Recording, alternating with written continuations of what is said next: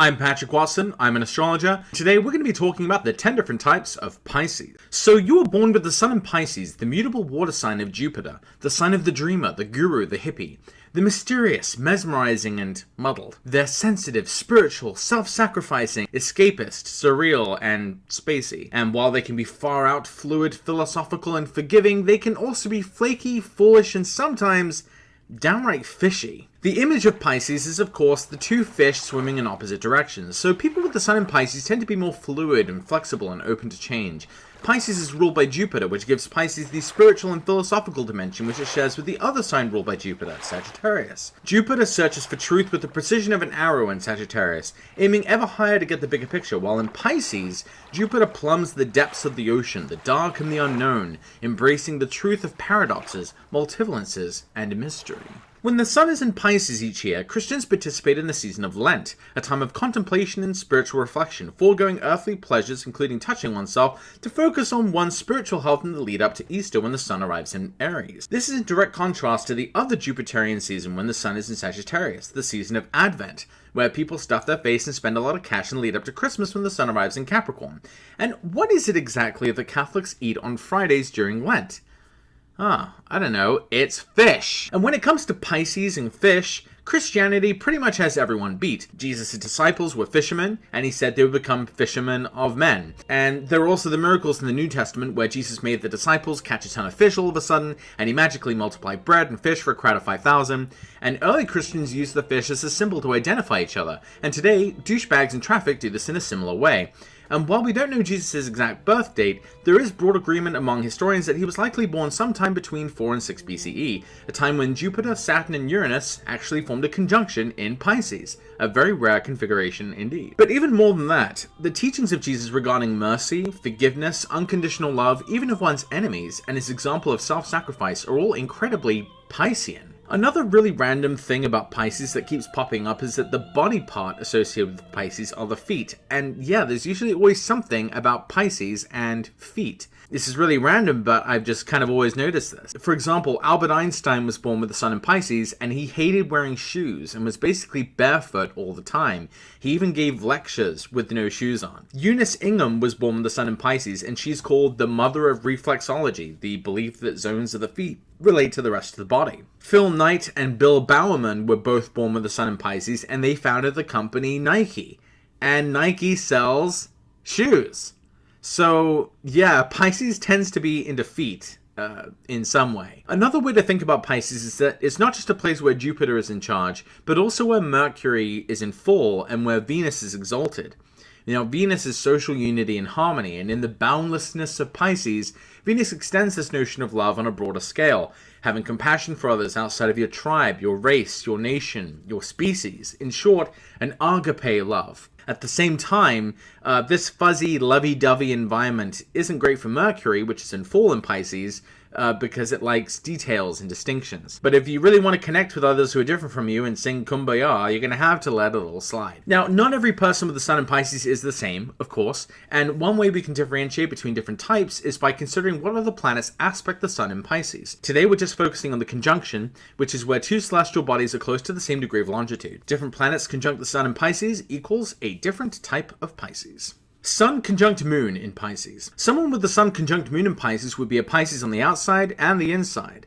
W.B. DuBois was born on the day of a solar eclipse in Pisces, and he is, of course, a very important figure in American history, the nation's first sociologist, an activist for civil rights, and he broke barriers as the first black man to earn a PhD from Harvard University. He was most famously the author of the classic work, The Souls of Black Folk. In the book, he talks about such Piscean topics as the faith, spirituality, and music of the African American soul. Most fittingly, this is when DuBois coined the term double consciousness, as he explains in the first chapter of Our Spiritual Strivings. One ever feels his two-ness, an American, a Negro, two souls, two thoughts, two unreconciled strivings, two warring ideals in one dark body, whose dogged strength alone keeps it from being torn asunder. This longing to attain self-conscious manhood, to merge his double self into a better and truer self. Remember, Pisces is a mutable sign, also traditionally referred to as a double-bodied sign, with the zodiacal image of two fish swimming in opposite directions, the sign straddling seasons. So, Du Bois's double consciousness idea definitely makes sense. This even comes from his own experience, his own origins, his own life. In a biography of DuBois, it says his sense of identity or belonging, his sun and moon, was spun out between the poles of two distinct racial groups, black and white, and two dissimilar social classes, lower and upper, to form that double consciousness of being he would famously describe at age 35 in The Souls of Black Folk. So that's Sun conjunct Moon in Pisces. Sun conjunct Mercury in Pisces. Mercury is the planet of writing, communication, and humor. It delights in controversy, surprise, and ambiguity. Charlie Brooker was born with the Sun conjunct Mercury in Pisces, and he is the writer and creator of the popular Netflix show Black Mirror. And if you haven't seen it, it's sort of like a modern-day Twilight Zone, an extremely addicting, tense, surreal reflection of ourselves in a time uncomfortably not too far from our own. A kind of Black Mirror. Here's Charlie Brooker explaining what his show is about, in a way that is so Mercury in Pisces, I can't even Mercury in Pisces right now. In his own words, if technology is a drug, and it does feel like a drug, then what precisely are the side effects? This area between delight and discomfort is where Black Mirror, my new drama series, is set. The Black Mirror of the title is the one you'll find on every wall, on every desk, in the palm of every hand. The cold, shiny screen of a TV, a monitor, a smartphone. And that's Mercury in Pisces. Sun conjunct Venus in Pisces. Venus is at its best and most expansive in Pisces. In Pisces, Venus goes a bit insane and has compassion and love for everyone. Steve Irwin was born with the Sun conjunct Venus in Pisces, and while he was called the Crocodile Hunter, he was probably more properly called the Crocodile Lover. He shared his conspicuous love of animals with the world, fighting for endangered species and conservation of their natural habitats. Only a Pisces could love crocodiles, snakes, and spiders. Consider this extraordinarily Piscean quote by Steve Irwin. He said, "It never ceases to amaze me how cruel some people are. Do you think people would be so merciless and torturous if fish and sharks cried like babies when they felt pain?" Another quote of his which kind of sums up the whole idea of Sun conjunct Venus in Pisces, he said, "The message is simple. Love and conserve wildlife." Even his death was Piscean. He died in the water, doing what he loved, pissing off a wild animal. Sun conjunct Mars in Pisces. Someone with the Sun conjunct Mars is going to be more likely to be brave, risk-taking, bold, and hot-headed. So what does this look like in the water sign of Pisces? Well, Laird Hamilton was born with the Sun conjunct Mars in Pisces, and he is probably the best big-wave surfer in the world, and he specializes in water stunts. Everything about this guy is Mars. Even in his Wikipedia page, it said he had a reputation for an aggressive demeanor as a child, and there's even footage of him jumping off a 60-foot cliff into the ocean at 7 years old. You know what I was doing at 7 years old? Not that. He became the very first surfer to complete a 360-degree loop on a surfboard. He even invented toe-in surfing, which allowed him to catch even bigger waves, which he captured in his documentary, Riding Giants. He also made the cover of Surfer magazine, catching what was called by surfing enthusiasts the heaviest wave ever written at the notoriously dangerous Tiahupo'a Reef. Catching this wave put him on the map, and he had a very Piscean recollection of the dangerous feat. That was all about faith, believing I could. He specializes in water stunts, being a stuntman for many movies, including being Kevin Costner's stuntman in Waterworld, your absolute favorite movie. He continues to ride waves no one else would dare, and he recently published a book, not an autobiography, but a book a Pisces would write, a book about his philosophy on life, appropriately titled Force of Nature, Mind, Body, and Soul, and of course, Surfing. Pisces is a water sign, right? Sun conjunct Jupiter in Pisces. Someone with the Sun conjunct Jupiter in Pisces is going to be an ultra Pisces, someone who is philosophical, conscientious, compassionate, but also lucky, able to take advantage of opportunity, and a natural optimist. Ben Cohen was born with the Sun conjunct Jupiter in Pisces, and he's one of the co-founders of Ben & Jerry's ice cream. Now, this doesn't seem to be very relevant until you consider when Jerry was born. That's right. Jerry Greenfield, the other co-founder of Ben & Jerry's ice cream, was also born with the Sun conjunct Jupiter in Pisces, because he was born 4 days before Ben. So both Ben and Jerry, of Ben & Jerry's ice cream, were both born with the Sun conjunct Jupiter in Pisces. Now let's take a look at the company they built. The slogan for Ben & Jerry's ice cream is Peace, Love, and Ice Cream. The Ben & Jerry's brand is conspicuously unafraid to wage social initiatives and campaigns to bring attention to many of Ben & Jerry's causes they believe in, especially environmental issues, support for fair trade, and children's charities. With the Sun conjunct Jupiter in Pisces, Ben & Jerry were able to have the best of both worlds. They were idealistic hippies who, despite having tremendous success in business, never had to sell out and become the man. They had success without compromising their values. The main product they put out into the world is, well, peace, love, and ice cream. Now, what could fish possibly have to do with such a Piscean ice cream? I don't know about you, but one of my favorite Ben & Jerry's flavors is fish food. Sun conjunct Saturn in Pisces. Saturn is a bummer, typically considered a planet of sadness, pessimism, and melancholy. Someone with a Sun conjunct Saturn may embody these traits more generally. Arthur Schopenhauer was born with a Sun conjunct Saturn in Pisces, and he's an influential philosopher who is actually nicknamed the philosopher of pessimism because of his exceedingly bleak outlook on life, truth, and meaning, an exemplar of philosophical pessimism, which is totally Saturn. But if you think this is a fluke, there is a living philosopher from Norway called Espen Hammer, and he was also born with the Sun conjunct Saturn, and he wrote a book on the history of the concept of melancholia, which is of course the serious, morose, and Saturnian medieval temperament. But it's not just philosophers who feel the blues. An up-and-coming rapper called Earl Sweatshirt was born with the Sun conjunct Saturn in Pisces. He released an album called I Don't Like Shit, I Don't Go Outside, and his lead single from that album is an extremely depressing song called Grief. So far, this is pretty in line with the Saturnian personality, but what makes it Pisces? Well, believe it or not, he actually uses the image of a fish trapped on a hook as a metaphor in the song, so I think that counts. Sun conjunct Uranus in Pisces. Uranus is boundless, transcending, and radical in issues of faith and spirituality in the sign of Pisces. Sun Myung Moon was born with the Sun conjunct Uranus in Pisces, and he's the founder of the Unification Church, an international non-denominational Christian movement.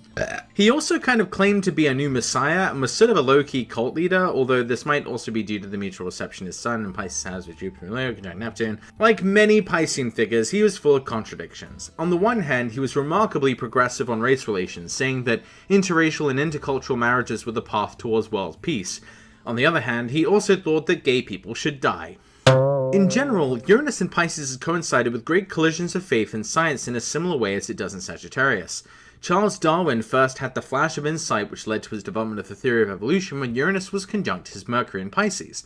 Uranus has an 84-year cycle, so Uranus returned to Pisces in the 1920s, and this was the time that evolution was put on trial with the Scopes monkey trial.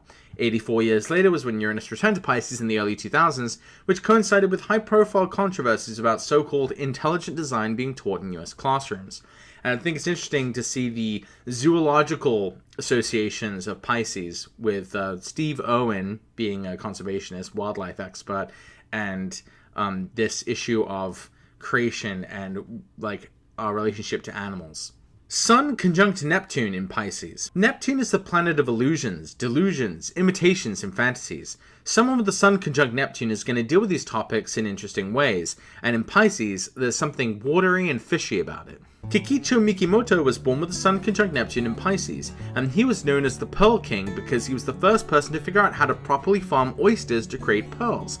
He kicked off the modern cultured pearl industry, and his company, Mikimoto, is still making millions today through pearls. The Piscean connections to water should be fairly obvious, since that's how oysters live, and that's where he spent a lot of his time around when he was farming oysters for pearls. But the Neptune thing is kind of funny. He had to fight back against a public perception that he was a fraud or a con, because people didn't believe that he was capable of creating real pearls because they're so rare in nature, so they thought his product was fake. They were artificially cultured, but they were real pearls. The perception of being fraudulent is definitely a Neptunian thing. So if someone gives you a pearl necklace, thank Mikimoto, and thank Neptune. Sun conjunct Pluto in Pisces. Pluto is about extremes, and people who have the Sun conjunct Pluto have the potential to have a really big impact. Jon Snow, and yes, Game of Thrones fans can calm down, that's really his name. Jon Snow was a doctor born with the Sun conjunct Pluto in Pisces, and he is most famous for being the father of epidemiology. And the specific way he did this is so Pisces, I can hardly Pisces right now. Pisces is a water sign, right?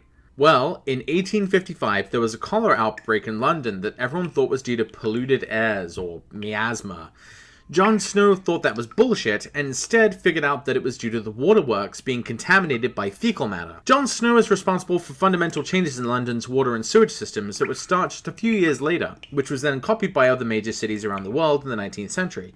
So he actually ended up having a pretty huge impact. Even today, every year the Jon Snow Society replaces a water pump handle to symbolize the continuing challenges for public health. Could there be a more perfect tribute to a Pisces than a water pump? Sun conjunct multiple planets in Pisces. Sometimes the Sun can be conjunct multiple planets at the same time, so you have to kind of combine their interpretations. My final example is a Pisces par excellence, a Pisces to end all Pisces.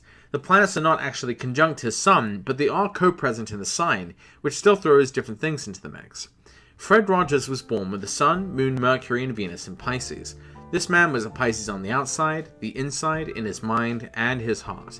With Venus in his best sign, in the 11th house ruling his Taurus ascendant, Fred Rogers was a soft-spoken, tender-hearted man who showed kids on TV how to be a good neighbor, and showed them a meaningful expression of care through his show, Mr. Rogers' Neighborhood. But for everyone who knows what I'm talking about, he was quite a bit more significant than that.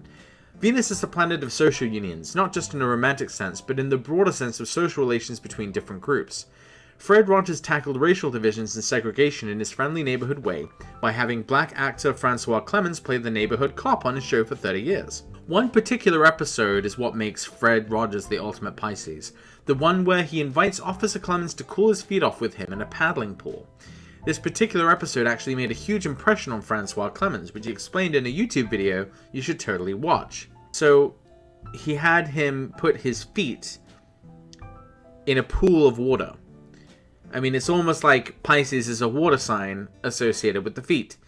And I think this might also have been Rogers' personal Christian spin on the civil rights movement, since Jesus washed the feet of his disciples. And you know who else was born with Taurus rising with Venus in Pisces? MLK Jr., who similarly combated racism with nonviolence through his Christian faith. And to double back around now, do you know who died the night before the March on Washington in MLK's famous I Have a Dream speech? W.E.B. Du Bois. It's a Pisces thing. If you've been watching these 10 different types videos since I put the first one up in March 2017, you'll know this is the last one in the series.